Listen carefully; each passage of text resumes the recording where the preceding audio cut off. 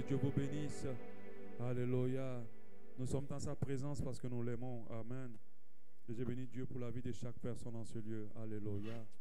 Je crois dans mon fort intérieur, sans douter, que vous avez eu raison d'être là ce matin. Et je crois que Dieu bénira le fait que vous soyez dans sa présence. Je pense que là où il y a la présence authentique de Dieu, on ne peut pas repartir comme on est venu. Alléluia. Et je crois que Dieu fera quelque chose dans nos vies ce matin. Merci Seigneur pour ta restauration, parce que tu as restauré le cœur et les âmes de tes enfants en ce jour. Merci parce que aussi tu as apaisé ceux qui étaient troublés. Et au nom de Jésus aussi, tu as guéri ceux qui étaient malades, parce que je crois que ta présence guérit. Alléluia. Amen. Que Dieu soit loué. Alléluia. Amen.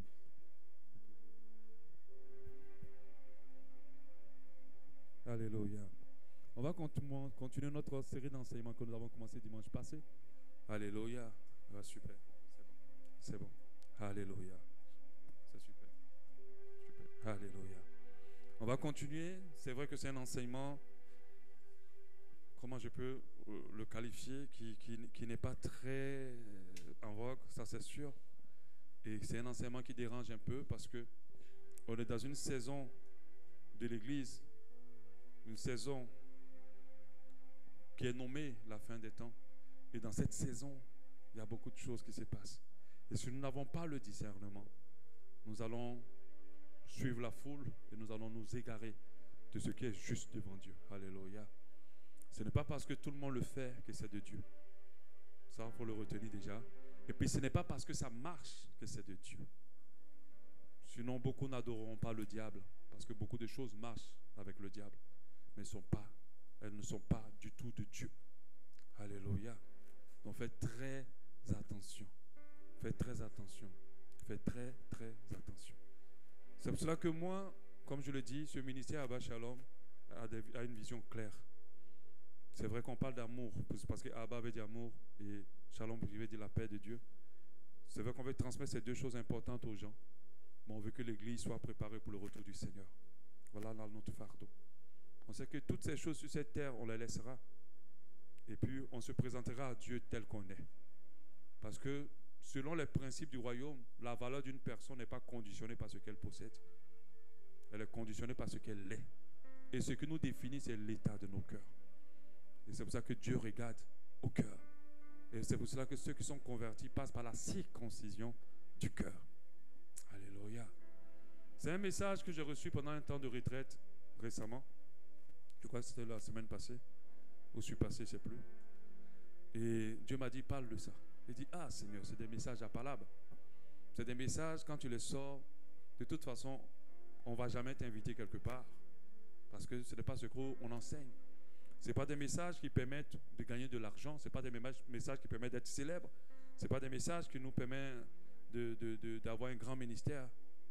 Mais heureusement que j'ai compris que s'il y a une seule personne pour écouter la vérité dans ton ministère, cela est suffisant.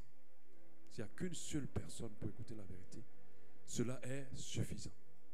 Parce que dans le monde dans lequel nous sommes, les gens ne cherchent pas la vérité. Parce que la vérité de Dieu ne peut pas favoriser une meilleure vie sur cette terre. Au contraire, elle nous met dans l'inconfort. Mais c'est un inconfort qui nous sauve. Alléluia. C'est un inconfort qui nous sauve. La Bible dit, Jésus lui-même dit que vous êtes dans ce monde, mais vous n'êtes pas du monde. Quand on parle du fait qu'on n'est pas du monde, ça veut dire que ce que le monde trouve juste devant nous, ce n'est pas correct. Dieu m'a donné ce titre clairement pendant ce temps de retraite, le kit du faux prophète. Le kit du faux prophète. Et il m'a donné plusieurs éléments qui constituent le kit des faux prophètes. J'ai dit que les faux prophètes, ce sont des prophètes qui n'ont pas été envoyés de Dieu. Ça peut être des prophètes, des pasteurs, des hommes de Dieu, des prophétesses et tout le reste, tous ceux qui servent au nom de Dieu. Et ils ont tout un arsenal qui leur permet d'atteindre leurs propres ambitions. Tout ce qu'ils font, ce n'est pas pour que Dieu soit glorifié. C'est pour que eux, ils soient glorifiés. C'est pour atteindre leur but et leurs ambitions. C'est pour aller plus loin dans leur vie et surtout d'avoir un confort sur cette terre. Et malheureusement, leur ministère les fait grandir eux et répétissent ce qu'ils conduisent. Au fond, le vrai ministère doit élever les gens. Parce que la Bible dit, mettez les intérêts des autres au-dessus des vôtres. Et que votre humilité fasse voir les autres au-dessus de vous. Alléluia. Je parle de ça parce que le Seigneur Jésus nous-mêmes nous a enseigné au sujet des pauvres prophètes. Il nous a mis en garde longtemps. Alléluia. Avant de continuer, je vais prier. Seigneur, je te rends grâce pour ce message que tu bénis. Vraiment, permets-moi de parler avec amour, avec humilité, avec simplicité au nom de Jésus de ta part. Et qu'aucunement je me positionne en juge, ô Dieu de grâce. Et permets ce que cette parole dans le cœur de tes enfants, afin de briser des jougs et les rapprocher de toi au nom de Jésus. Merci Seigneur. Amen. Je disais que Jésus lui-même nous a mis en garde contre les faux prophètes. Il a dit, gardez-vous des faux prophètes, Matthieu 7,15. Ils viennent à vous en vêtements de brebis, mais au-dedans, ce sont des loups ravisseurs. Vous les reconnaîtrez par leurs fruits. Cueille-t-on, et puis il continue. Et il dit, beaucoup viendront pour dire, Seigneur, Seigneur, n'avons-nous pas? Parce que ceux qui basent leur ministère sur les manifestations de la puissance vont se présenter devant Dieu. Et Dieu va dire, je vous ai point connu ouvrier d'iniquité. Il a dit en Matthieu 13, 22, car il s'élèvera de faux Christ et de faux prophètes. Ils feront des prodiges et des miracles pour séduire les élus. S'ils étaient possibles, soyez sur vos gardes. Je vous ai tout annoncé d'avance. Si Jésus nous dit soyons sur nos gardes, nous les hommes de Dieu, nous devons perpétuer la mise en garde de Jésus. Nous ne pouvons pas négliger cette mise en garde qu'il nous a donnée avant de partir. Je vous assure, beaucoup vont rater le ciel à cause des faux prophètes. Énormément de personnes vont tomber dans la force à cause des faux prophètes. Et quand tu en parles, on dit tu juges. Quand tu en parles, on dit il est aigri. Il a combien même de membres dans son église? Il n'a rien. Ça, c'est quel ministère qui ne progresse pas? Heureusement que je sais que le regard de Dieu n'a rien à voir avec le regard des hommes.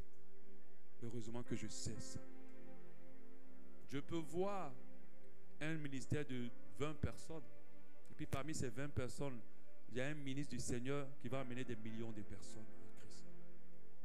Et ces millions de personnes seront comptées sur le ministère de la personne. Les hommes sont tellement dans l'apparence qu'ils oublient qu'ils servent un Dieu qui ne regarde pas l'apparence. Or, il faut qu'on montre la gloire de Dieu. La gloire de Dieu n'est pas visible. Ce n'est pas dans les yeux. Elle n'est pas visible. Quand elle passe au stade visible, elle était d'abord spirituelle.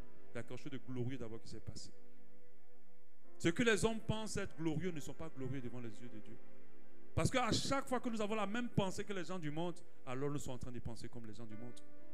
Parce que quand un homme du monde voit une église de 30 000 personnes, il se dit waouh, c'est glorieux. Évidemment. Mais dans ces 30 000 personnes, il y a peut-être 3 qui connaissent le Seigneur. Et les autres vont en enfer. Jésus nous a avertis sur les faux prophètes. Nous les pasteurs, nous devons parler. Déjà veiller à ce que nous ne basculons pas en faux prophètes. Parce que c'est tellement subtil. Mais on doit enseigner au peuple de Dieu pour que le peuple de Dieu fasse attention. Tapez sur Internet faux prophètes et vous allez pleurer. Rien que le Gabon, on souffre. Il y en a tellement qui pullulent dans l'église. Ces faux prophètes ne sont pas là pour que Dieu soit glorifié. Ils sont là pour être glorifiés. Ils aiment l'argent. Ils aiment la célébrité et la gloire. Ils aiment les titres. Tu appelles un faux prophète, tu le tutoies ou tu l'appelles par son nom, vous allez avoir problème. Il va dire tu as minimisé ton onction, son onction. Pendant que la Bible dit d'aspirer à la charge, pas au titre. Peu importe comment on t'appelle, pourvu que tu fasses le travail que Dieu veut que tu fasses. C'est le plus important. Ils aiment le pouvoir et la puissance, que beaucoup sont allés prendre des puissances étrangères pour l'envoyer dans l'église. Ils aiment l'amour, l'honneur plutôt et les élévations. Ils les exigent. Homme de Dieu, viens prêcher chez moi. Avant de venir prêcher chez toi, je t'envoie ma fiche technique. Et que je sais de quoi je parle. Et cette fiche technique, il faut avoir vraiment de l'argent pour attendre la bouche un homme qui est une vapeur qui apparaît un temps qui disparaît. Pour dire sa parole là coûte autant. Je voyage en avion. Classe business. J'ai tout mon arsenal qui doit voyager avec moi. Parce que je ne mange pas ici, je ne dors pas là, Je ne fais pas ci parce qu'il faut m'honorer en tant qu'homme de Dieu. Aucun homme de Dieu doit demander l'honneur. On ne demande pas. Jésus n'a pas demandé à être honoré. C'est-à-dire quand on avance, on dit, c'est quel Dieu il suit finalement? Parce que si c'est Jésus, je pense que tout ce qu'il fait ne le feront pas. Jésus, on a voulu l'honorer, il a fui. Donc c'est quel Dieu? Je connais ce Dieu-là.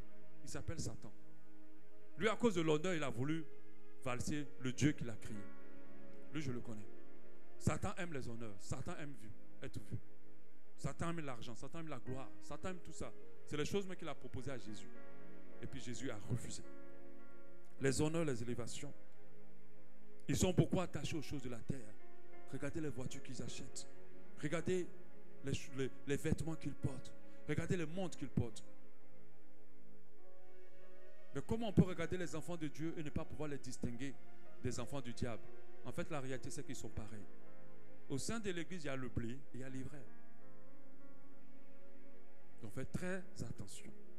Et certains pratiquent l'occultisme et le mysticisme au sein de l'église. Les ambitions démesurées, soit disant à la gloire de Dieu, mais en réalité c'est pour leur gloire. L'orgueil et la suffisance, la complexité dans le caractère. Le vrai caractère d'un enfant de Dieu authentique, c'est la simplicité. Même si on te méprise, ce n'est pas grave, sois simple. Jésus avait permis qu'un de ses disciples se couche sur sa poitrine. Cela prouve sa simplicité. Et vous savez pourquoi Judas a dû aller embrasser Jésus? Parce que si on regardait parmi eux, on ne savait pas qui était Jésus. On ne pouvait pas savoir. Il était simple. Mais rentrez dans nos églises d'aujourd'hui, sans même ouvrir vos yeux, tellement le fauteuil du pasteur en or brille, vous pouvez savoir que c'est lui.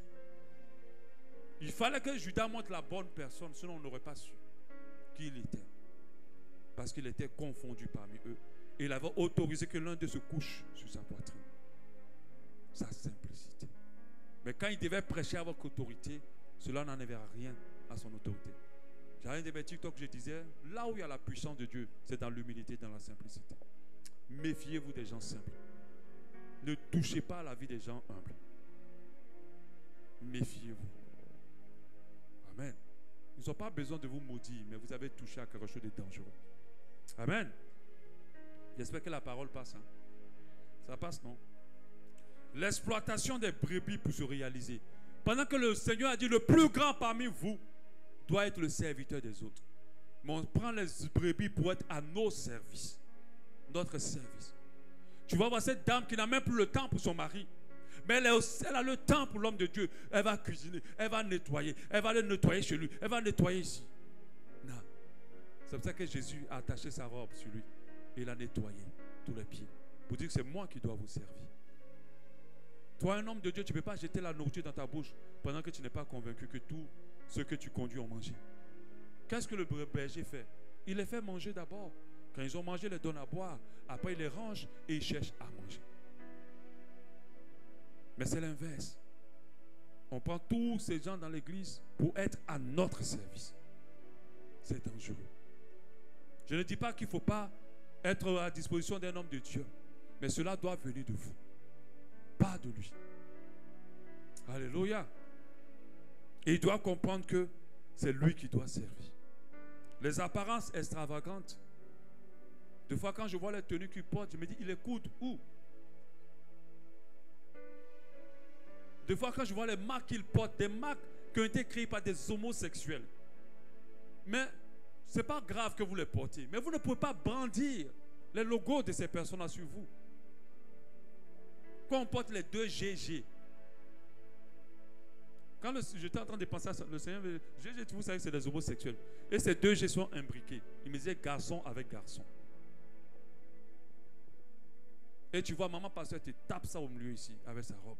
Et même la broche, même Yves Saint-Laurent. Mais c'est des homosexuels. Porter leurs vêtements, il n'y a pas de problème.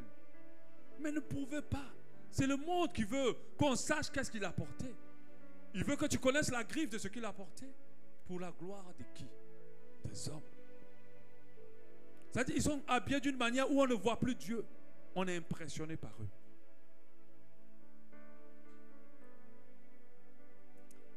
Par rapport au kit, du pauvre prophète, je dis que le kit rassemble tout un arsenal de choses qu'on utilise pour un but précis. Le titre, c'est le kit du faux prophète et j'ai donné différents éléments. Je précise que ce n'est pas parce qu'un homme de Dieu utilise l'un de ces kits qu'il est faux prophète. Il faut faire la nuance. Parce que le couteau, c'est le kit d'un assassin. Mais aussi, c'est le kit pour un cuisinier. D'accord? Mais je suis en parler des éléments qu'ils utilisent habituellement. C'est pour ça que quand vous vous trouvez là, peut-être quelqu'un peut le faire par ignorance. Utiliser l'un des kits sans savoir. Parce que c'est comme ça qu'il a été éduqué dans le ministère. Mais il y a d'autres qui ont besoin de ça. Sinon, ils ne peuvent pas continuer à manipuler. Ils ne peuvent pas dépouiller. Je vous assure, un homme de Dieu qui retire tout ça devient authentique. Parce que sans ça, tu ne peux pas dépouiller. Tu ne peux pas écraser. Tu ne peux pas égarer. Amen. Donc, on a parlé de 2-3 kits qui nous ramènent vers le dépouillement financier. Matthieu 17 nous dit, Jésus quand il envoie ses disciples, il dit, vous avez reçu gratuitement, donné gratuitement. C'est-à-dire, aucun homme de Dieu a à t'imposer un montant pour prêcher, pour prier pour toi, pour visiter ta famille, pour venir consacrer un lieu. Il n'a à demander rien. Il ne doit jamais te demander. Parce que celui qui l'embauche, ce n'est pas toi. C'est Dieu. Et Dieu a dit, l'ouvrier mérite son salaire. Tu m'appelles pour prier pour ton magasin. Je viendrai prier. Et je suis dans la disposition de partir sans rien. Mais quand on ne te donne pas, mais regarde les âmes mauvais comme ça. Hein? Je suis venu prier. J'ai déployé l'onction. Mais rien ne s'est passé. Et, comment ça? Elle n'a rien. Elle n'a pas pensé même à me donner un petit truc.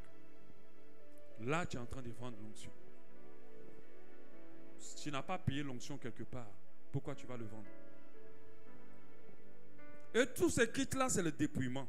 On a parlé du premier kit qui est en train de jazzer sur Internet là-bas. Parce que quand j'ai posté, c'est chaud là-bas. Quelqu'un m'a dit, pasteur, tu risques de fâcher beaucoup d'hommes de Dieu. Ce n'est pas grave. Tant que je plais à Dieu. Je ne peux pas laisser ces hommes-là dépouiller le peuple de Dieu avec des choses qui ne sont plus d'actualité. Le premier élément qu'on a vu dimanche passé, c'est la doctrine de bâtir les autels à l'Éternel. La doctrine de bâtir des autels à l'Éternel qui s'associe des fois à l'offrande sacrificielle. Et je sais que certains parmi vous ont tellement bâti les autels et ils ont trouvé ça naturel. Mais c'est dangereux. Je ne vais pas revenir sur tous les détails. Mais nous ne sommes plus au temps de bâtir des autels. Ça, c'est au temps de la loi. Les autels n'ont emmené les gens nulle part. Lisez bien la loi. Vous allez voir même que Dieu les frappait tout le temps. À un moment donné, même Dieu ne voulait même plus qu'ils bâtissent des autels. Il voulait qu'ils obéissent à ses commandements. Parce qu'à l'époque, pour être béni, pour que Dieu t'accompagne, pour que Dieu soit avec toi, pour rendre grâce à Dieu, il fallait bâtir un autel. Et Christ a été pris pour un autel ultime. Golgotha était l'autel où Christ a été bâti. L'agneau définitif, ultime et final. C'est avec l'autel de Christ que nous répondons à tout dans nos vies. Tout ce qui est dans la loi est malédiction et bénédiction. Cette parole où on te dit, ne t'ai-je pas dit que tu n'es pas à la queue, tu as la tête, ce n'est pas pour toi. C'est pour les gens sous la loi. Mais en Christ, il n'y a aucune condamnation. Tout est que bénédiction. Qu'est-ce que tu as à faire avec les choses de la loi qui vous ramènent encore dans la religiosité? Les gens bâtissent des autels, mais Christ n'est pas bâti dans leur cœur. Ils bâtissent des autels, mais leur vie ne glorifie en rien Dieu. On vous amène seulement à bâtir les autels, mais on ne vous amène pas à vous sanctifier et à bâtir Christ dans vos cœurs. Et ceux qui n'ont pas d'argent, ils font comment? Et à quel moment bâtir les autels est venu dans une enveloppe à mettre pour donner? Je vous ai parlé de cette maman en France où le monsieur est venu vers elle pour dire, ta situation est compliquée, tu dois bâtir un hôtel. Elle dit, pasteur, laisse-moi prier. Et le lendemain, Elle dit, pasteur, j'amène quoi? J'amène un poulet, un bœuf, un mouton. Le pasteur dit, non, ça c'était avant. Amen, je suis une enveloppe. Elle dit, non, pasteur, dans la Bible, c'est un bœuf, un mouton. Dis-moi ce que j'amène. Parce que je n'ai pas vu dans la Bible où on prend une enveloppe pour donner à l'autel. Mais quand qui Dieu s'est mis en concurrence? Maman. Il a dit, vous ne pouvez pas servir deux dieux à la fois. Ça vous avez aimé l'autre et haïr l'autre. Est-ce que maman ne s'installe pas dans l'église actuellement? Maman, c'est l'amour de l'argent. De manière subtile, tout est devenu à l'argent. Tout. Il n'y a pas un message qu'on va te prêcher pour à la fin pour dire, bon, c'est vrai que ce n'est pas prévu. Hein. Aujourd'hui, vraiment, c'est l'Esprit de Dieu qui m'a poussé. Tu mens. J'avais calé ça déjà. Vous avez même vu à derrière. Et quand tu vas faire, on va se partager. Je ne sais pas, mais l'Esprit de Dieu me dit que non, il faut qu'on bâtisse des hôtels. Dieu me dit 3 personnes pour amener 1 million. Est-ce que c'est faux? Et vous êtes là. Vos petits 3 millions pour démarrer vos affaires. Vos petits 3 millions pour stabiliser vos vies. Et vous êtes des cupides aussi. Parce qu'on vous a dit, quand vous allez donner, Dieu va vous bénir. Ça, c'est de la cupidité. Tu veux faire fructifier ton argent dans l'église. Tu penses que l'église est un casino? Oui. Les chrétiens cupides là, c'est eux que ça gagne. Quand on donne à Dieu, on le donne sans espérer quoi en retour. Parce qu'on aime notre Dieu. C'est la dimension que Dieu veut qu'on ait. Mais je te dis, dans 3 jours, ce que tu as semé, Dieu va te montrer. Après, on prend une petite qu'on a donnée 40 000. Viens raconter ton témoignage. Oui, quand l'homme de Dieu a dit la dernière fois de bâtir des hôtels, j'avais seulement que 500 sur moi. J'ai donné tous les 500. Je vous assure, quand je suis sorti comme ça, 30 millions m'ont giflé. Hé, toi tu es là maintenant, tu appelles, envoie-moi tes monnaies. Cupide, tu te crois au casino. Tu n'es pas à l'église. Quand ils sont au casino, on va multiplier l'argent. À l'église, on vient faire avancer l'œuvre de Dieu. Et tu bâtis maintenant les hôtels, tu bâtis seulement. Je n'ai pas dit que ça ne marche pas. Parce que ça respecte un principe du donner. Ça peut marcher. Mais la gravité que tu fais, tu invoques un autre hôtel en dehors de l'hôtel de Christ. Et tu es en train de mépriser l'hôtel de Christ. Dans Jésus, là, il y a ta délivrance, il y a ta guérison, il y a l'élévation dans tes affaires. Il y a ta transformation. Il y a ton succès. Rien qu'avec le sacrifice de la croix. La Bible dit tout en tout. Christ est tout en tout. C'est pas moi qui le dis, c'est écrit dans la Bible. Tout en tout. À chaque fois que tu veux que quelque chose marche, invoque Christ. C'est pas seulement Christ que Dieu intervient. Si on enlève bâtir hôtel dans les mains des faux prophètes, ils sont désemparés. Ils n'ont plus rien. Mais ils ont une autre chose qu'on va voir. La parole de Dieu dit, Jésus nous a arrachés de la malédiction de la loi. Il nous a arrachés de la malédiction de la loi. Il s'est fait malédiction pour que nous soyons bénédiction. Au temps de la grâce, il n'y a plus de malédiction. Celui qui se fie à la loi doit comprendre que tu finis de bâtir hôtel. Parce que malgré qu'ils bâtissaient hôtel là, Dieu les livrait. Dieu les livrait à leurs ennemis. Dieu les quittait. La nuée disparaissait quand ils péchaient. Au temps de la grâce, c'est pour ça qu'on dit la grâce est trompeuse. Mais quand tu pêches demain, Dieu peut te bénir avec 3 millions. Parce qu'on est au temps de la grâce. Tant que le nom et le sang de Jésus est sur toi. Mais c'est pour ça que d'autres ils s'abusent, ils font les brasses dans le péché. Faites attention. C'est là que la grâce vous trompe.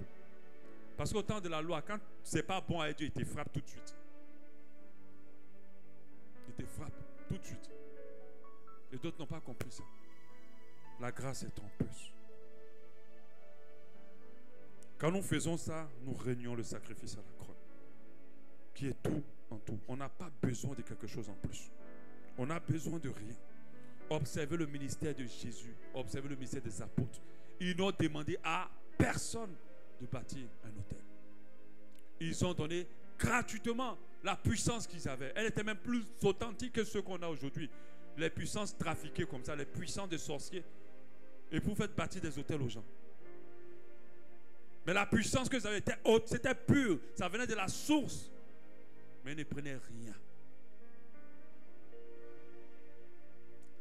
Quand ces deux apôtres ont vu cet aveugle, je crois que c'était aveugle, il était aveugle, non, au bord de la synagogue. C'est ça, non? Le paralytique, pardon.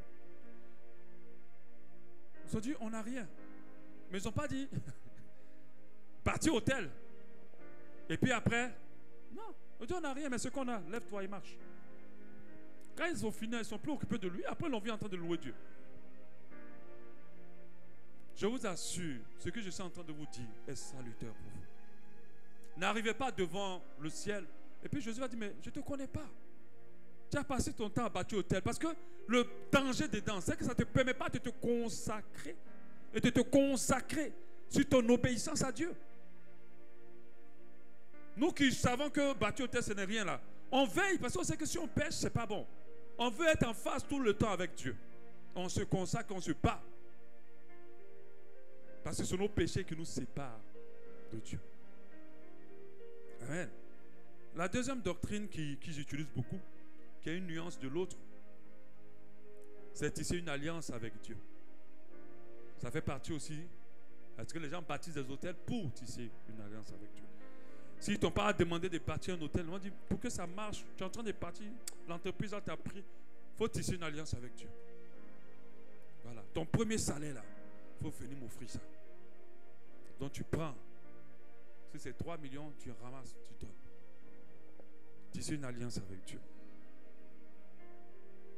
C'est une pratique assez courante dans l'église que beaucoup de faux prophètes utilisent pour dépouiller les enfants de Dieu.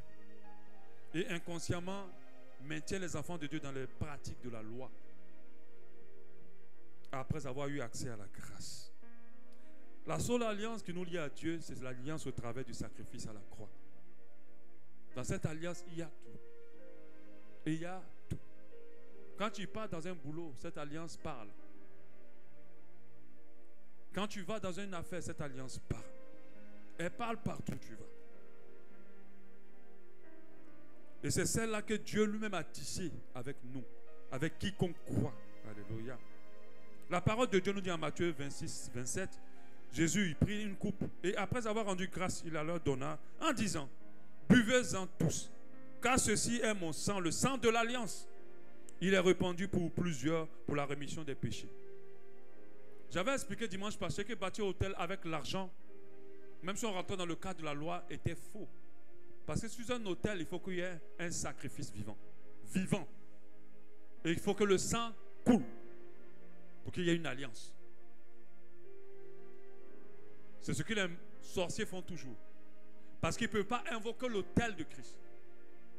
Ils vont tuer leurs parents, ils vont tuer des animaux. Tu ne vas jamais aller chez un marabout ou un féticheur ou un occultiste qui va faire un travail pour toi sans que tu ne bâtisses un autel démoniaque. Mais quand ils bâtissent les autels contre nos vies, nous on prend l'autel de Christ pour contrecarrer. Parce que cet autel est puissant.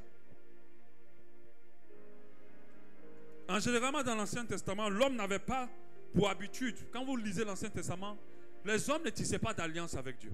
En général. C'est vrai, il y a des parties où on parle de tisser, mais ils ne tissaient pas. Ils bâtissaient des autels et Dieu, quand il était content, venait tisser une alliance pour dire, à partir d'aujourd'hui, ta génération, ta vie, ou ainsi de suite. On a vu ce qui a été pour Abraham, on a vu ce qui a été pour plusieurs des hommes de Dieu dans la parole de Dieu. L'alliance qui parle pour nous au temps de la grâce est l'alliance tissée par Dieu avec quiconque croit au sacrifice à la croix. Aujourd'hui, nous avons une alliance plus excellente en Jésus-Christ de Nazareth, celle de Christ qui couvre toutes nos vies et elle est plus excellente. La Bible dit en Hébreux 7, 22, Jésus est par cela même le garant d'une alliance plus excellente. Jésus est le garant d'une alliance plus excellente. On n'a pas besoin de tisser. Toutes ces pratiques sont indispensables pour le déploiement du faux prophète. Sinon, il n'est rien. Il utilise la loi, l'Ancien Testament, l'ancienne alliance pour dépouiller le peuple de Dieu. Je vous assure, si on enlève l'Ancien Testament de la Bible, les faux prophètes sont perdus. Parce qu'ils n'aiment pas prêcher l'évangile. Ils n'aiment pas annoncer la bonne nouvelle. Ils n'aiment pas parler de Jésus qui va venir nous prendre. Ils n'aiment pas parler de Jésus qui nous a transformés pour que nous soyons scellés pour le salut. ne veut pas parler de revêtir le caractère de Christ. Il ne veut pas parler de manifester l'amour pour son prochain. Il ne parle pas de tout ça. Parce que toutes ces choses-là ne sont pas dans la loi. Elles ne sont pas. Mais la loi était en train d'amener les gens à ça. C'est pour ça que Christ est venu accomplir l'objectif de la loi. C'est que nous soyons transformés. Mais la loi n'a pas pu transformer. Elle n'a pas pu transformer les gens. Parce qu'ils étaient devenus religieux. Ils faisaient tout, mais ils n'étaient pas transformés. Amen. Ces faux prophètes ramènent plusieurs à l'ancienne alliance. Pourtant, cette alliance était imparfaite. La nouvelle alliance est parfaite. Parfaitement parfaite. Il n'y a rien à redire dans la nouvelle alliance. Il n'y a rien à corriger. Regarde ce qu'elle a fait de toi et moi. Des gros bandits, des gros impudiques, des gros voleurs, des gros colériques. Regarde comment la nouvelle alliance transforme. L'objectif de Dieu en termes d'alliance, c'est que l'homme soit transformé. Mais seule la nouvelle alliance a cette puissance. Parce que l'ancienne alliance n'a pas. Actuellement, on est en train de méditer l'Ancien Testament ici dans la Bible. Mais regardez les enfants de David et ses petits-fils. Beaucoup sont allés invoquer d'autres dieux. Mais ils bâtissaient des autels. Ils tissaient des alliances. La Bible nous dit encore, Galates 3,13, Christ nous a rachetés de la malédiction de la loi. Étant devenu malédiction pour nous, car il est écrit, maudit quiconque est pendu sur le bois, afin que la bénédiction d'Abraham, c'est-à-dire dans la loi, il y avait une bénédiction d'Abraham, mais seulement Christ qui a permis à ce que cette bénédiction soit activée. Amen. Parce que dans la loi, il y avait la bénédiction d'Abraham. La loi n'a pas commencé avec Moïse. Elle a commencé depuis Abraham. Alléluia. Amen. Elle a été conclue avec Moïse. Ça est clairement défini. Mais c'est la bénédiction d'Abraham qui était pour nous. Et pour les païens, son accomplissement en Jésus-Christ. En Jésus-Christ. Et que nous ressuscions par la foi l'Esprit qui avait été promis. Au lieu de prêcher le Nouveau Testament, les gens restent sur les prédications et prêcher le principe de la doctrine de Christ. Ils ont investi leur message sur l'Ancien Testament. On va te parler de Abraham, on va te parler de Daniel, on va te parler de David. Il y a des noms même que tu ne connais même pas dans la Bible. On va te les sortir. Tu ne sais même pas où sortent toutes ces histoires. Moi, quand je lis l'Ancien Testament, je recherche Christ à l'intérieur. Je recherche tout ce qui m'amène encore à me rapprocher de Jésus. David, là, il n'a pas été parfait. Joseph, là, j'en parle pas. Aucun n'a atteint la dimension de Jésus. Jésus était parfait, sans tache ni ride. L'ancienne alliance ne peut pas nous sauver. Faisons attention. Dans la nouvelle alliance, il n'y a pas de condamnation. La Bible dit en Romains 8:1, il n'y a donc point maintenant aucune condamnation pour ceux qui sont en Jésus. Dans la nouvelle alliance, il n'y a pas voici les bénédictions qui vous accompagneront. Ensuite, il dit en Deutéronome 28, voici les malédictions. Dans l'ancienne alliance, il a dit que tous ceux qui croiront en Christ vont faire ça, vont faire ci, vont faire ça. Voilà la grâce. Tant que tu invoques le nom de Jésus, les grâces de Dieu sont sur ta vie. Alléluia. Comme je l'ai dit, la parole de Dieu mentionne néanmoins qu'il y a des personnes qui ont la capacité de tisser les alliances avec Dieu. Bien sûr, dans la loi, Psaume 55, Psaume 50 au verset 5. Il dit, rassemblez-moi mes fidèles, c'est le Seigneur qui parle, qui ont fait alliance avec moi par le sacrifice, en bâtissant les autels. Mais regarde ce qu'il dit à côté, après. Il dit, écoutez mon peuple, et je parlerai. Israël, je t'avertirai. Je suis Dieu, ton Dieu. Ce n'est pas pour tes sacrifices que je t'ai fait des reproches. Il dit, tes holocaustes sont constamment devant moi. Donc ça veut dire qu'ils bâtissent tout le temps les autels. Il dit ça là, je vois ça tout le temps. Tes holocaustes sont devant moi. Il dit, je ne prendrai pas de taureau dans ta maison, ni de bouc dans tes bergeries. Car tous les animaux des forêts sont à moi. Il dit, tous les animaux des forêts sont à moi. Toutes les bêtes des montagnes par milliers. Je connais tous les oiseaux des montagnes. Et tout ce qui meurt sur le champ m'appartient. Si j'avais faim, je ne te le redirai pas. En fait, Dieu dit, l'aurait l'argent à moi. Si j'avais besoin d'argent, ce n'est pas toi que je vais solliciter. Si on ramène ça à l'argent. Il dit, si j'avais faim, je ne te dirai pas, car le monde est à moi et tout ce qu'il renferme. Donc tu envoies à Dieu ce qu'il a déjà. Mais ce qu'il n'a pas, c'est ta transformation. Ce qu'il n'a pas, c'est ta conversion. Ce qu'il a pas, c'est que tu ne manifestes pas encore son fils, Jésus-Christ de Nazareth. Est-ce que je mange la chair des taureaux? Dieu te dit, attends, moi je vais faire quoi avec l'argent? Est-ce que tu as vu où j'habite? Ton bâti hôtel là, tu penses que c'est ça qui m'a impressionné? Ton tissu alliance, tu penses que c'est ça qui m'a impressionné? Tu penses que j'ai faim? Est-ce que je bois le sang des boucs? Il n'a rien à faire. Il faisait ça parce qu'il avait un objectif. Que les gens soient transformés. Après, regarde ce qu'il dit. Il dit, offre pour sacrifice à Dieu des actions de grâce. Bénis Dieu pour ce qu'il est. Accomplis tes vœux envers le Très-Haut. Ce que tu as dit, tu as fait pour Dieu. Il faut faire. Reste à partir hôtel là. Et invoque-moi au jour de ta détresse et je te délivrerai. Et tu me glorifieras. Dieu préfère ton obéissance que tout ce que tu vas faire comme bâtir hôtel ou tisser des alliances. Mais je comprends. Quand plusieurs disent, j'ai tissé une alliance avec Dieu, en fait, le bon français, j'ai fait une promesse à l'Éternel. C'est le bon français. Tu peux faire une promesse à l'Éternel. Seigneur, lorsque tu me donneras ce travail, ou parce que tu m'as donné ce travail, mon premier salaire, je le donnerai à ton œuvre. Ce n'est pas encore arrivé, mais ce jour-là, tu le feras. J'ai fait une promesse à l'Éternel. On peut faire des promesses à l'Éternel. Si tu me bénis, Seigneur, je te donnerai. Fais une promesse à l'Éternel. On peut faire des promesses à l'Éternel.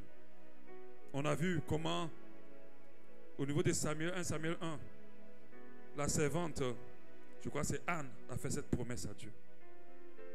Dit, si tu donnes à ta servante un enfant mâle, Samuel 1, 11, je le consacrerai à l'Éternel pour tous les jours de sa fille. Et le rasoir ne passera point, c'est pas Anne, c'est l'autre. Le rasoir ne passera point sur sa tête. Non, c'est Anne, pardon. On peut définir ça comme si elle a tissé une alliance avec Dieu. Mais en réalité, elle a fait une promesse à l'Éternel. Parce que quand vous lisez la loi, c'est Dieu qui tisse, qui initie les alliances. Ce n'est pas l'homme qui va maintenant pour dire, toi et nous deux là, maintenant c'est comme ça, c'est le petit fils des conditions. De quel droit tu peux conditionner Dieu? De quel droit tu vas dire à Dieu, si je te donne, tu dois me donner? Tu ne peux pas. Mais ce n'est pas pour autant que ça ne va pas marcher. J'ai dit au début que tout ce qui marche n'est pas forcément de Dieu. Faites attention. C'est sur ça qu'on convainc beaucoup de personnes, on les induit en erreur. Donc ici, l'alliance à l'Éternel avec de l'argent. Déjà, l'alliance ne se tisse pas avec l'argent, ça se tisse avec un sacrifice. Et c'est un peu ça. Et il faut que, parce que l'alliance est liée au sang qui doit couler. Il n'y a pas d'alliance sans sang. Quand j'ai mis ça sur Facebook, quelqu'un m'a dit, mais on appelle l'argent le sang, non? J'ai dit, toi, tu as besoin de délivrance. Voilà. L'argent, ce n'est pas le sang. D'accord? Il faut que le sang coule pour parler d'alliance. C'est pour ça que quand Jésus a été crucifié, il fallait qu'on pèse son côté. Il fallait que son sang coule. C'est vrai que c'est l'eau qui est sortie, mais il fallait que ce qui est en lui sorte. Quand on piquait, le sang a coulé. Et pour certains qui ont fait cette expérience avec Christ, il a montré ses mains. Et vous avez vu le sang. Si tu as vu Jésus, puis c'est trop, il n'y a pas le sang, ce n'est pas lui. Ce n'est pas lui. Parce que le sang a un rôle très important dans le sacrifice à la croix. Ceux qui ont eu la vision de Christ, ils vont le voir avec le sang. Je ne sais pas s'il y a quelqu'un qui a déjà fait cette expérience dans la salle. Quelqu'un a déjà fait cette expérience où tu avais Christ avec le sang sur ses pieds, sur ses mains. Amen. Anne-Marie, tu lui percé avec le sang. Et il y a un autre élément du kit, le troisième. Lui là, je sens que les gens vont me frapper. Parce que je le prêche au mauvais moment. Parce que la fin d'année arrive. On appelle ça donner une offrande d'amour au Père. Qui a déjà entendu parler de ça? Jamais. Offrande d'amour au Père. C'est pour ça que je vous informe. D'accord. Donc, gloire à Dieu, je vais vous apprendre quelque chose. Dans Vallée, tu as entendu parler de ça? Jamais. Peut-être que tu as pratiqué, mais tu ne savais pas. Je vais te dire c'est quoi. L'offrande d'amour au Père, c'est une nouvelle trouvaille des hommes de Dieu, de nos jours. Certains le font inconsciemment parce qu'ils se disent c'est normal, mais il y a d'autres qui le font sciemment parce qu'ils ont besoin de ça pour s'enrichir encore plus. Qu'est-ce que c'est? C'est une offrande que les âmes font à leur guide, leur pasteur, leur prophète, tous ceux qui les guident, que ce soit maman pasteur ou papa pasteur, et tous ceux qui les guident dans le Seigneur, en début d'année. En début d'année, il faut faire une enveloppe pour montrer au Père qui te guide dans le Seigneur que tu l'aimes. Au départ, c'était dans le bon esprit. C'était en guise de reconnaissance et de soutien. Mais maintenant, ça s'est transformé en offrande d'amour au Père. Au point où il y a maintenant des cultes spéciaux pour l'offrande d'amour au Père. Ce dimanche qui arrive, nous allons faire un culte spécial pour prouver à notre papa que nous l'aimons. Vous avez jamais entendu ça? Pour prouver à notre papa, à notre maman que nous l'aimons. Mon frère, quelqu'un peut te donner tout l'argent du monde et ne pas t'aimer. L'amour ne se prouve pas avec l'argent. C'est que papa et maman là, ils sont cupides. Parce qu'un cupide là, pour lui montrer que tu l'aimes, c'est l'argent. Si tu donnes l'argent à un cupide, il va dire, hey, il m'aime. Ça, c'est un cupide. Donc, ils le font en chaque début d'année. Et c'est arrivé au stade maintenant, ils organisent des cultes spéciaux avec des enveloppes à prendre. Chaque début d'année, chacun doit poser son acte d'offrande d'amour au Père. Bon, je sais que tu es un peu mélangé dans la tête, mais suis-moi jusqu'à la fin. Ce n'est pas une mauvaise chose. Mais tu sais que je vais dire mais après. Ce n'est pas une mauvaise chose en soi. Car la parole de Dieu nous dit en Galates 6, ce puissant verset avec lequel on a brûlé les gens, que celui à qui l'on enseigne la parole fasse part de tous ses biens à celui qui l'enseigne. Yeah. Pas la moitié, hein. On dit tout. Tout. Fasse part de tous ses biens. De tous ses biens. Voilà. À celui qui l'enseigne. Dans la Bible, on appelle ça le droit du prédicateur. C'est un droit qui existe. L'apôtre Paul en a parlé. On appelle ça du droit. De toute façon, je vous enseigne tous les jours là. Ton argent là, une partie là, c'est pour moi. Tu n'as pas dit amen. Quand vous dépouillez ailleurs là, vous dites amen, là, vous criez même. J'ai répété. Ton argent que tu gagnes tous les jours, tu mets dans ton compte là. Une partie c'est pour moi. Sortez bien le amen. Je répète. Parce qu'on dit que c'est la parole qui crée les choses. Ton argent là, c'est que tu gagnes tous les jours, tu souffres là. Une partie, c'est pour moi. Vos amens là sont jaunes. C'est pas grave. Alléluia. Mais tu vois, moi j'ai la pensée que Paul a. Et c'est cette pensée là que je vais vous lire. Il dit 1 Corinthiens 9, 16. 1 Corinthiens 9, 16. Si je n'annonce pas l'évangile, ce n'est pas pour moi un sujet de gloire. Car la nécessité m'en est imposée. Il dit, je dois vous enseigner la parole. Je dois vous enseigner le retour du Seigneur, l'amour du Seigneur. Enseigner la transformation par l'évangile. Il dit, et malheur à moi si je n'annonce pas l'évangile. Maintenant, il dit au verset 17, si je le fais de bon cœur, c'est-à-dire je le fais de bon cœur, je n'en ai la récompense. Donc ça dit, je le fais de bon cœur, même si je ne suis pas récompensé, ce n'est pas grave. Mais si je le fais malgré moi, c'est une charge qui m'est confiée. Il dit alors au verset 2, quelle est donc ma récompense? C'est d'offrir gratuitement l'évangile que j'annonce. Et qu'est-ce qu'il complète? Sans user de mon droit de prédicateur de l'évangile. Donc l'apôtre Paul renonce à ce droit-là pourvu que vous soyez sauvés. Pourvu que vous soyez transformés. Il dit, je n'use pas de ce droit de prédicateur. Car bien que je sois libre à l'égard de tous, je me suis rendu serviteur de tous. Afin de gagner le plus grand nombre d'entre vous. Parce que la main qui reçoit devient l'esclave de celle qui donne. Quand tu commences à exiger trop des âmes, tu ne peux plus leur prêcher la vérité. Tu ne peux plus les mettre dans le droit chemin. Tu ne peux pas. Parce que si tu as prêché la vérité, ils ne vont rien te donner. Nous les enseignants, nous avons un droit. Parce que nous enseignons. Nous avons un droit. Parce que nous enseignons. Et vous devez comprendre que celui qui vous enseigne, vous devez veiller à comment sa vie évolue. Et vous rassurer qu'il ne manque de rien, surtout si vous avez les moyens.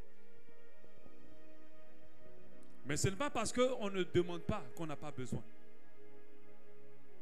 Parce qu'en tant que pasteur, à plusieurs reprises, on peut se retrouver sans avoir payé un loyer. À plusieurs reprises, on peut se retrouver sans savoir qu'est-ce qu'on donne aux enfants à manger. Et ça, c'est dangereux pour ceux qui sont enseignés.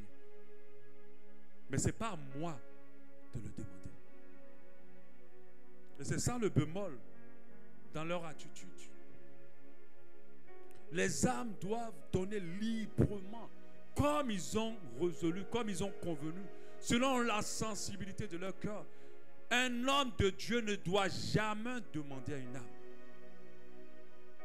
Surtout exiger. Pour faire ça, tu dois donner ça.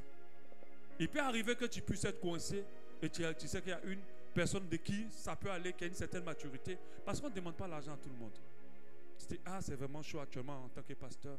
Est-ce que tu as telle chose, même pour rembourser? Moi, généralement, je dis pour rembourser. Parfois, tu rembourses la personne, pas parce qu'elle en a besoin. Parfois, elle te dit, non, c'est bon, tu peux garder. Mais tu ne vois pas ça comme si elle est obligée de te donner parce que tu l'enseignes. Parce que tout l'enseignement que tu donnes pour toi, ça doit être dans ton esprit gratuit. La parole de Dieu dit, à 2 Corinthiens 9, c'est que chacun donne comme il a résolu dans son cœur, sans tristesse, sans contrainte, ni contrainte, car Dieu aime celui qui donne avec joie. Donc aucun homme de Dieu ne doit dire avant de prêcher chez toi, voilà mon cachet, avant de prier pour toi, voilà mon enveloppe, avant de te recevoir, voilà ci, voilà ça. Ou bien, c'est la nouvelle année, tout le monde doit cotiser. Oh, dis à l'équipe d'introduire, parce qu'ils ne viennent pas par eux-mêmes. Des fois, ils le font. Et puis, il le dit, oui, mais quand ils ont fait ça, mais Dieu a béni les vies, Dieu a béni. Oui, Dieu va bénir forcément. Mais ce qu'ils sont en train de faire est dangereux. Et dans ce genre d'église, on ne peut pas prêcher la sanctification, on ne peut pas prêcher le retour du Seigneur. On ne peut pas prêcher la crainte de Dieu. Parce que les gens qui donnent ne sont pas là pour écouter ces choses-là. Ils veulent écouter des paroles qui vont leur permettre de réussir davantage. Parce qu'ils ne sont pas à l'église pour le salut. Ils sont à l'église pour avoir une meilleure vie. Je ne sais pas à quel moment l'église s'est transformée à vous donner une meilleure vie aux gens sur terre. L'église du Seigneur, la bonne nouvelle. La bonne nouvelle, c'est pour le salut. Prioritairement. Et la petite cerise, maintenant, c'est la vie. Vous savez, la petite cerise qu'ils ont mis au-dessus, c'est toute chose par-dessus tout. Mais on a pris la cerise là, on a mangé, puis on a laissé le gâteau. On a aimé la cerise plus que le gâteau. Christ est mort d'abord à la croix pour notre salut. Afin que quiconque croit ne périsse pas, mais soit sauvé. Mais à quel moment le salut n'est plus prioritaire dans nos églises? À cause de ces hommes de Dieu avides de richesse, avides de gloire, avides d'honneur. Voilà. Le deuxième bémol, c'est que nous devons donner aux gens qui sont dans le besoin. Parce que l'aumône est un des actes les plus puissants du royaume de Dieu. L'aumône. L'aumône se fait à quelqu'un qui est dans le besoin. Si tu as donné à quelqu'un qui n'est pas dans le besoin, tu n'as pas fait d'aumône. Et vous allez voir à plusieurs reprises, les aumônes de beaucoup ont parlé devant Dieu. Et les aumônes de plusieurs leur ont ouvert le ciel. Quand le jeune riche est arrivé, Jésus dit, vends tout, donne-le aux pauvres. Mais une parole qui me touche, c'est lorsque, avant cette parole-là, pourquoi on prenait soin des hommes de Dieu? Les Lévites, les prophètes et les sacrificateurs ne travaillaient pas. Ils n'avaient aucun business, aucune source de revenus. Donc l'église devait s'occuper d'eux. La maison du trésor s'occupait aussi d'eux. Quand la Bible demande d'envoyer la dîme, c'est pour prendre soin de ces personnes-là. Ils ne pouvaient rien faire parce qu'ils étaient consacrés à l'œuvre. Mais aujourd'hui, nous avons des hommes de Dieu immobiliers, qui ont comment on a, agents immobiliers ou je ne sais pas quoi, qui sont dans l'immobilier, qui sont dans les business. Ils ont énormément d'argent. Quand vous voyez les voitures, les trains de vie qu'ils ont, c'est énorme et extravagant. Tout ce que vous donnez à quelqu'un qui ne manque pas est perdu devant le ciel. Peut-être vous allez avoir une bénédiction terrestre, mais ça ne va pas parler au ciel. Ça ne va pas parler au ciel. Tout ce que vous donnez à une personne qui n'est pas dans le besoin ne peut pas parler au ciel. Mais comment ça se fait que ceux-mêmes qui sont plus riches, c'est à eux encore qu'on donne? Mais comprenez qu'il y a quand même quelque chose qui ne va pas. Ce qui va permettre à Jésus de séparer les boucles des brebis, de séparer ceux qui vont être sauvés de ceux qui ne sont pas sauvés, c'est la charité. Il a dit, j'avais faim. Vous m'avez donné à manger. Est-ce que ces hommes de Dieu ont faim? Non. Allez dans leur poubelle, ils ont renversé tellement de nourriture. Il dit, j'avais soif et vous ne m'avez pas donné à boire. Ils ont même une piscine dans laquelle ils peuvent sauter même pour boire. Ils ont beaucoup d'eau à boire. Il dit, j'étais étranger et vous ne m'avez pas accueilli. Étranger, ça veut dire que tu es quelque part, on ne t'accueille pas, mais c'est eux desquels on déploie tous les tapis rouges partout où ils vont. Ils sont toujours bien accueillis. J'étais nu, vous ne m'avez pas donné de vêtements. Ils ont tellement d'habits. Vous rentrez dans leur placard. D'autres membres ont des maisons, des chambres spéciales pour tous leurs vêtements. Tellement ils en ont. Donc, vous partez donner vos habits là-bas. Pourquoi? J'étais malade. Vous ne m'avez pas visité. C'est des gens qui ont tellement des excellents médecins. Ils refont les dentitions. Maman, mon pasteur fait refaire ses seins. Elle refait ses fesses. Ils ont tellement. La santé est là. Pendant que toi, la petite maladie qui t'est fatiguée depuis des années, tu ne peux même pas avoir 1000 francs pour aller soigner ça. Tu as besoin de faire une opération, mais c'est toi qui t'en vas bâti hôtel. Mais eux, dès qu'ils ont un bouton, ils sont en Europe pour enlever le bouton. J'étais en prison, vous n'avez pas visité. Ce qui me fait mal dans ce passage-là, c'est que toutes ces personnes-là, on ne s'occupe pas d'eux. On s'occupe des gens qui ont déjà tout. Offrande d'amour au Père. Vous savez comment les gens souffrent dans les prisons là-bas?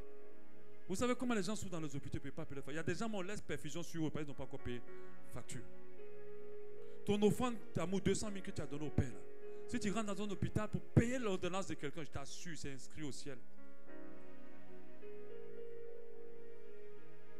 Mais les 200 000 là, papa pasteur à ça sur le soir. Un pasteur au restaurant, ils ont dépassé tes 200 000. Parce que les plats qu'ils mangent là, ça ne m'a pas. Après, ils tapent un vin de combien? Ils boivent ça, ils sont rentrés. Tes 200 000 sont finis en 2 secondes. Ça n'a pas sauvé une vie. Ça fait seulement que quelqu'un va aller bientôt aux toilettes. Mais tu vas donner à quelqu'un dans un hôpital, ça sauve une vie. Voilà le critère qui va permettre à Jésus de reconnaître ceux qui l'ont servi correctement. C'est ça. Ce n'est pas toutes tes 1000 offrandes que tu as fait aux hommes de Dieu. Mais si ton pasteur est dans le besoin, alors Dieu va en tenir compte. Parce qu'il avait faim, il avait besoin, il n'avait pas payé son loyer, il avait du mal à s'habiller, il avait du mal à s'en sortir. Ses enfants ne vont pas à l'école. Ça, c'est bon. Tu as aidé cet homme-là. Il y a un droit de prédicateur. Mais ce n'est pas à lui de te demander. C'est à toi de prendre conscience, d'être attentif à la vie de ton serviteur. Mais quand tu vois qu'il a commencé à s'en sortir, alors bénis Dieu pour lui. Et tourne-toi vers ton voisin qui a peut-être plus besoin. Celui qui est à l'église. Parce que quand on vient à l'église, il faut regarder les autres. Parce que toi, tu chantes toutes les chaussures. Il y a quelqu'un qui porte la même chaussure depuis le début de l'année. Les chrétiens sont très peu centrés et tournés vers les autres. L'homme de Dieu a tout. Pendant que l'église, les gens souffrent. Moi où je suis là, même si tu ne me donnes pas et que tu es quelqu'un dans l'église, c'est bon pour moi. Et je pense que c'est bon pour Dieu. Parce que moi, je peux me battre, je peux me débrouiller. Même si des fois, c'est difficile. Mais ma condition est 1000 fois meilleure que pour certains dans l'église.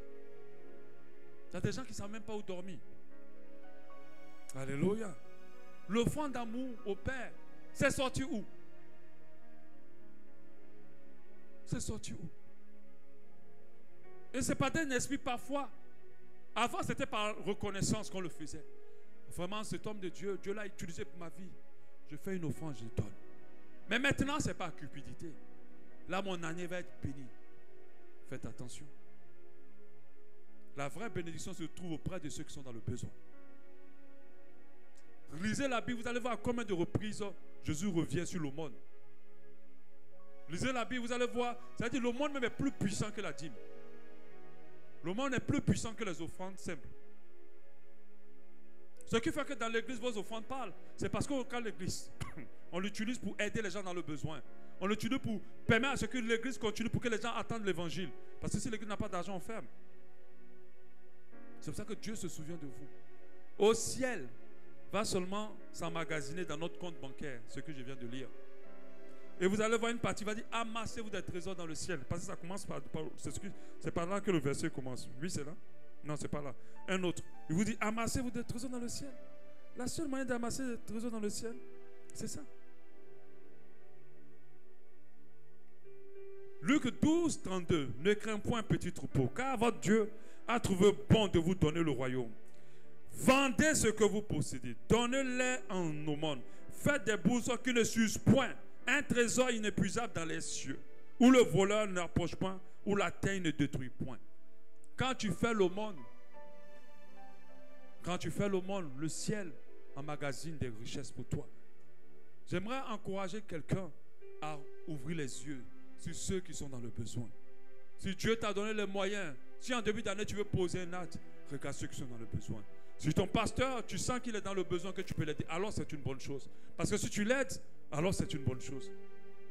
Mais s'il n'est pas dans le besoin et que tu vois qu'il a une vie maintenant de luxe, sa maison, quand tu rentres, tu te perds dans sa maison parce que tellement elle est grande, elle a tellement de chambres.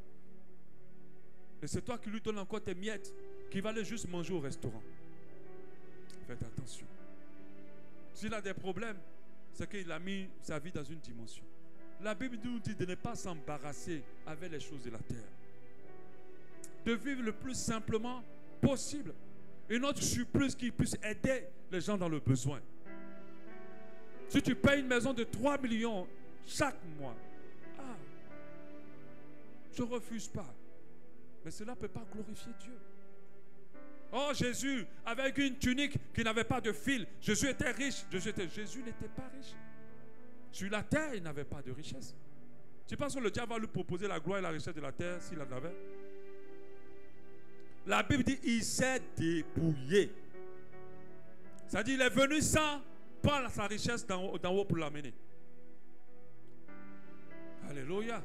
Il ne s'est pas embarrassé de la gloire d'en haut. Sans rien. C'est pour cela qu'on se moquait de lui quand il disait qu'il était roi. Parce qu'il ne ressemblait pas à un roi. Lisez bien la Bible. On dit que son visage n'avait rien à attirer les regards. Vous pensez que quelqu'un qui est riche là, il va passer inaperçu? Amen. Je ne sais pas à qui les chrétiens d'aujourd'hui veulent ressembler. Mais nous devons ressembler à Christ. Et si nous voulons laisser Christ ressembler aux apôtres qui ont été des imitateurs de Christ. Alléluia. Tissez les alliances, sortez de là. Offrant d'amour au Père. Si vous le faites, faites-le par reconnaissance. Ne le faites pas par contrainte. Ne le faites jamais quand on vous demande. Parce qu'un père ne doit pas vous le réclamer. Tes parents qui sont là, s'ils arrivent à te demander de l'argent parce que toi, tu as les moyens. Parce qu'il faut avoir les moyens. Ne t'occupe pas de c'est que tu es maudit.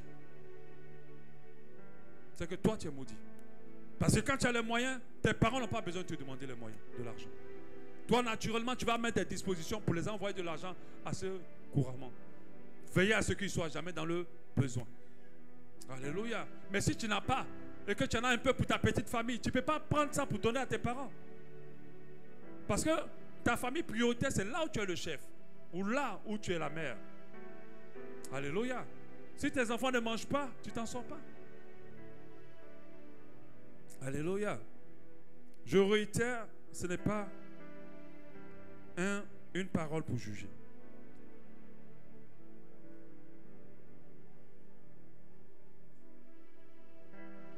Alléluia. Faites le monde, c'est ce que nous qualifie pour le ciel. Le kit des faux prophètes, ils utilisent beaucoup tout ça. Toutes les stratégies amènent au dépouillement financier et parfois à la gloire personnelle. Faisons attention. Nous allons pouvoir prier par rapport à cette parole. On a vu déjà 3, il en reste 9. Dimanche prochain, je t'encourage à être là pour écouter la suite. C'est vraiment une parole qui est importante pour toi.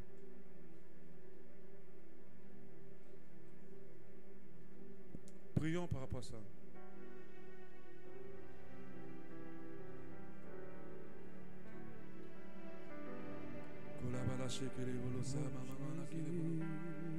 Parlons au Seigneur par rapport à cela.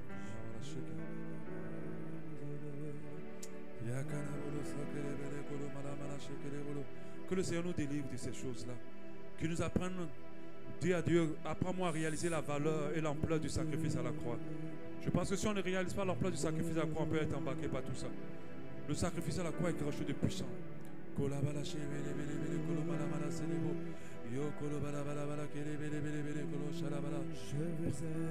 toi.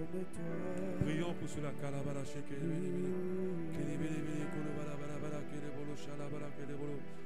Te bénisse. Parlons à Dieu. Parlons à Dieu. Demandons-lui, donne-moi de réaliser l'ampleur du sacrifice à la croix. De réaliser la valeur du sacrifice à la croix. De réaliser ce que c'est. De réaliser vraiment la profondeur du sacrifice à la croix. Que je puisse le réaliser.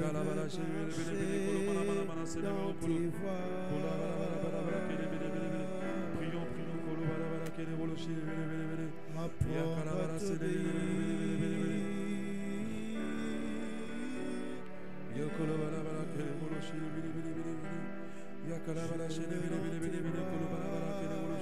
Merci Seigneur parce que tu nous permets d'intégrer ta parole et de la mettre dans nos cœurs, d'être changés, transformés par rapport à elle. Au nom de Jésus, donne-nous de voir les choses comme tu veux qu'on les voit. Donne-nous de voir les choses comme tu veux qu'on les voit dans le nom de Jésus. Délivre-nous de toutes ces pratiques religieuses qui nous poussent à mépriser le sacrifice à la croix. Délivre-nous de toutes ces pratiques religieuses qui nous poussent à minimiser le sacrifice à la croix.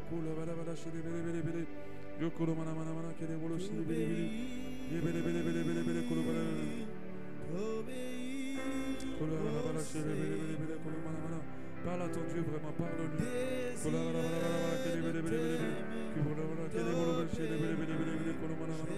Merci Seigneur pour ta grâce. Merci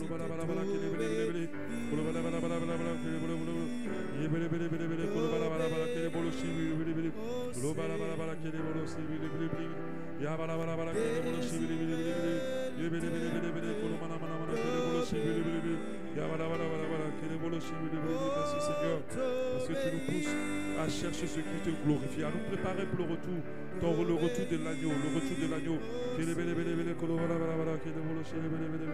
Merci pour ta grâce au nom de Jésus. Alléluia. Nous bénissons le Seigneur. Amen. Merci Seigneur Dieu. Vraiment que le Seigneur ouvre notre esprit et notre cœur à sa parole au nom de Jésus-Christ. Alléluia. Merci pour ta parole Seigneur. Alléluia.